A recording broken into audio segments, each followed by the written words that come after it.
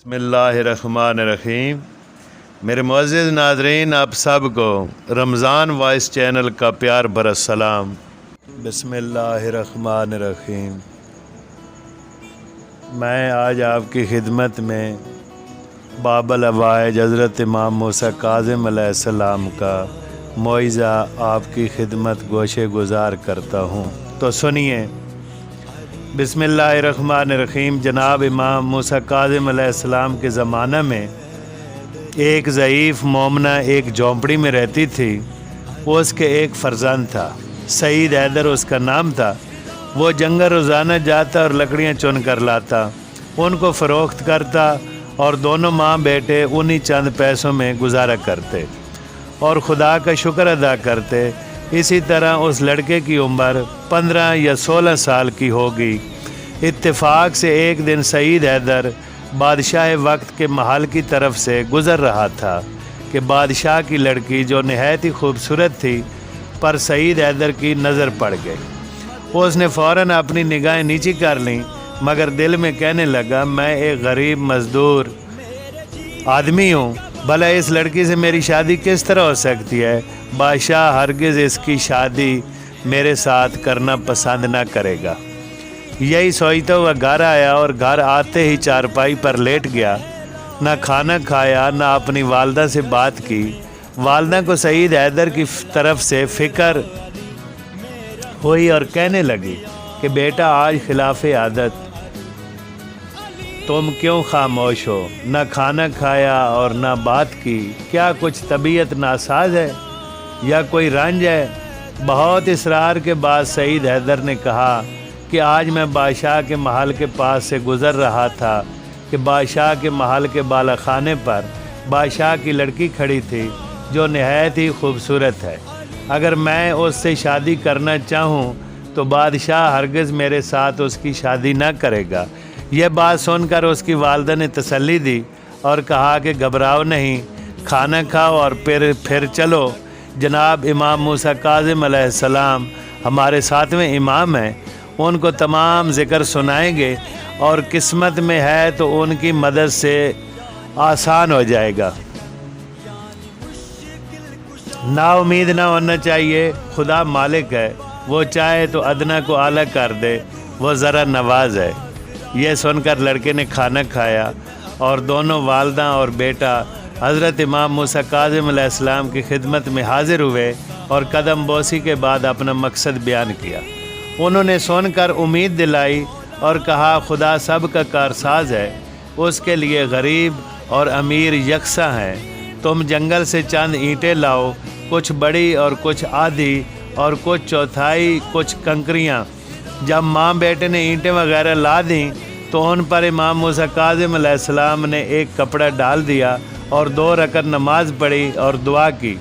उनकी दुआ की बरकत से फ़ौरन ईंटें सोने चांदी की बन गईं और कंकरियाँ याकूत, ज़मर्द, पखराज, नीलम, गर्ज़, बेश बहा जवाहरात बन गए। फिर लड़के से कहा कि तुम बादशाह के पास जाकर अपना मुद्दा बयान करो। चुनांचे सईद हैदर बहुक्म इमाम बादशाह के पास गया। उसके दाएं बाएं 2 वज़ीर बैठे थे। बादशाह ने देखकर कहा कि ये कौन आ रहा है, इसको निकालो। दाएं जानिब के वज़ीर ने कहा, आने दो, कोई हर्ज नहीं, मालूम होना चाहिए कि किस मकसद से आ रहा है। बाएं जानिब वाले वज़ीर ने बादशाह के कहने के मुताबिक उसको रोका, लेकिन दूसरे वज़ीर के समझाने पर उसको बादशाह की मुलाकात की इजाज़त मिल गई।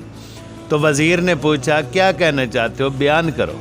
तब उसने अपना मकसद बयान किया। यह सुनकर बादशाह बिगड़ गया और कहा कि इसको निकालो यहाँ से, यह इस फटे हाल से मेरी लड़की से शादी की ख्वाहिश रखता है, निकालो जल्दी। मगर दाएं जाने वाले वज़ीर ने बादशाह को फिर समझाया और कहा कि बादशाह सलाम नाराज़ न हो, जहाँ लड़की होती है वहाँ अच्छे बुरे पैगाम आते ही हैं। आप इसको धक्के देकर न निकालें, बल्कि कोई शराइत लगा देते हैं, न उससे शराइत पूरी होगी न दोबारा आएगा। बादशाह ये सुनकर खामोश हो गया।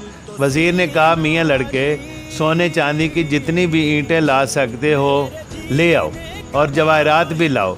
अगर तुमने ये चीज़ें हाजिर कर दी तो तुमको अपनी फ़र्जंदी में लेना मंजूर कर लिया जाएगा।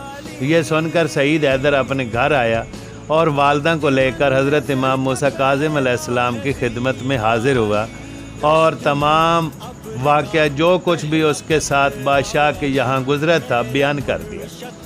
حضرت نے فرمایا اچھا یہ کل رقم سونے چاندی کی اینٹیں اور تمام جواہرات لے کر بادشاہ کے پاس چلے جاؤ۔ جب دوسرا دن ہوا تو تمام اینٹیں اور جواہرات لے کر بادشاہ کے دربار میں گیا اور بادشاہ کے سامنے رکھ دیا۔ وزیروں نے خان پوش اٹھا کر دیکھا تو ان سونے چاندی اینٹوں اور جواہرات سے تمام دربار جگمگا اٹھا۔ یہ دیکھ کر بادشاہ دنگ رہ گیا اور دل میں سوچنے لگا کہ یہ چیزیں تو میرے خزانہ میں بھی نہیں ہیں۔ اس قدر بوسیدہ لباس والا لڑکا اور ایسے بیش بہا جواہرات اور سونا چاندی کہاں سے لے کر آیا ہے؟ لیکن پھر بھی اپنی دانست میں بادشاہ نے نہایت غور و فکر کے بعد حکم دیا کہ یہ سب کچھ خزانے میں پہنچا دو اور لڑکے کو دربار سے نکال دو۔ پھر وزیر نے اس کو سمجھایا اور کہا کہ آپ ایسا نہ کریں، جب اتنا مال و جواہرات ہماری شرط کے مطابق لے آیا ہے تو اس کے گھر بھی کچھ نہ کچھ تو ضرور ہوگا۔ ایسا لڑکا آپ کو نہ ملے گا، خدا کے نام پر منظور کر لیں۔ چنانچہ وزیر کے سمجھانے سے بادشاہ کی سمجھ میں آ گیا اور اس نے شادی کا اقرار کر لیا۔ سعید حیدر دربار سے خوش خوش رخصت ہوا اور حضرت امام موسیٰ کاظم علیہ السلام کے حضور میں حاضر ہو کر یہ تمام واقعہ ماجرا بیان کیا۔ آپ نے فرمایا کہ جاؤ اب تمہارے ساتھ شادی ہو جائے گی، اب جا کر دن تاریخ مقرر کرو اور شادی کر لو۔ بالآخر نتیجہ یہ ہوا کہ بادشاہ نے اپنی خوبصورت لڑکی کی شادی سعید حیدر کے ساتھ کر دی۔ جہیز میں بہت کچھ زر و زیورات اور ساز و سامان اپنی بیٹی کو دیا، لیکن سعید حیدر نے اپنی دلہن کو اسی جھونپڑی میں لا کر اتار دیا۔ لڑکی جھونپڑی کو دیکھ کر بہت حیران و پریشان اور رنجیدہ ہوئی۔ اس نے دیکھا کہ سوائے میرے سامان کے اس جھونپڑی میں کچھ بھی نہیں ہے، یہ کیا ماجرا ہے؟ کچھ دیر سوچتی رہی، پھر لڑکے سے کہنے لگی کہ یہ کیا بات ہے کہ تم نے مجھے اس جھونپڑی میں لا کر اتارا اور آپ کے گھر میں تو کچھ بھی نہیں ہے۔ کل جب میرے عزیز و اقارب مجھے لینے کے لیے آئیں گے تو وہ کیا کہیں گے؟ لڑکے نے جواب دیا پریشان نہ ہو، انشاءاللہ صبح کو سب کچھ ہو جائے گا، مصلحت وقت کی وجہ سے یہاں اتارا ہے۔ خیر وہ خاموش ہو گئی۔ جب صبح ہوئی تو یہ لڑکا حضرت امام کی خدمت میں حاضر ہوا اور جو کچھ لڑکی نے کہا تھا اور جو کچھ اس کو بادشاہ نے جہیز میں دیا تھا تمام حال سے آگاہ کیا۔ حضرت نے فرمایا کہ گھبرانے کی چندہ ضرورت نہیں، ابھی تھوڑی ہی دیر میں وہیں سب کچھ ہو جاتا ہے۔ چنانچہ امام نے ظافر جن کی اولاد میں سے ایک جن کو بلایا اور فرمایا کہ ساز و سامان سے سجا ہوا ایک محل فوراً لاؤ اور وہاں پہنچا دو۔ جن نے حکم امام کی تعمیل کی اور ایسا لا کر حاضر کیا جس میں عجیب و غریب سامان آرائش موجود کہ کبھی کسی نے نہ دیکھا تھا۔ چنانچہ سعید حیدر جب اپنی دلہن کو اس محل میں لے گیا تو وہ بہت خوش ہوئی۔ جب دلہن کے عزیز اس کو لینے آئے تو محل کو دیکھ کر حیران و تشدد رہ گئے۔ بہرحال جب عزیز اس کو لے کر واپس گئے تو بادشاہ کو بتایا کہ ایسا عمدہ محل ہے۔ وہ بہت خوش ہوا۔ اب یہ لڑکی آنے جانے لگی، خوش و خرم رہتی رہی۔ ایک دن لڑکے سے کہنے لگی یہ بتاؤ کہ آپ پھٹے حال سے کیوں رہتے تھے اور پہلے مجھے جھونپڑی میں کیوں اتارا اور خود اس جھونپڑی میں کیوں رہتے تھے؟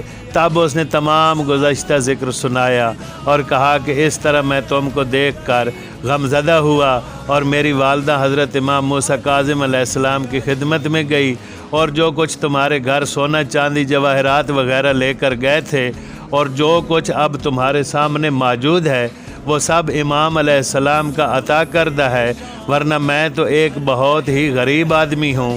پھر اس لڑکی نے کہا کہ ان امام کی خدمت میں مجھے بھی لے چلو۔ چنانچہ سعید حیدر اپنی دلہن کو امام کی خدمت میں لے گیا۔ جب اس نے امام کو دیکھا تو ان کے قدموں پر گر گئی اور اس قدر متقد ہو گئی کہ جان نثار کرنے لگی۔ یہ معجزہ سن کر اس کے عزیز و اقارب بھی ایمان لے آئے۔